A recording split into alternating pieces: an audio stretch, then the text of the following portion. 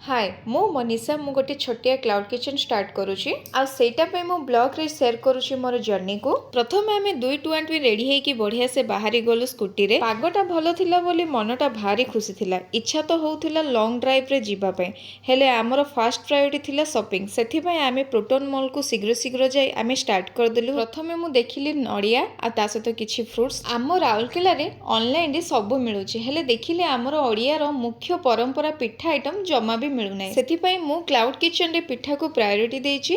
आमर दशहरा रे पिठापणा सबु घरे करंती, किंतु जो माने घरे नाहंती सेमानंको पई काकरा, आड़िसा, मंडा पिठा आ पोड़ पिठा ए सब आइटम आपण माने पाई परिबे। शॉपिंग करू करू ता भितर मु गोटे बढ़िया यूनिक आइटम देखिली। एठी देखंतु केते बढ़िया क्यूट पर्स सहित केते बढ़िया ब्रेसलेट हेची। देखंतु एते कथा हैला भितरे मोर क्लाउड किचन रो ना कोन कहिनी। जदि आपण माने जानिबेनी तो ऑर्डर केमिति करिवे। तो मोर क्लाउड किचन रो ना होची गलु क्लाउड किचन। आउ जमा भी लेट करनी, जल्दी जल्दी ऑर्डर करंतु। धन्यवाद।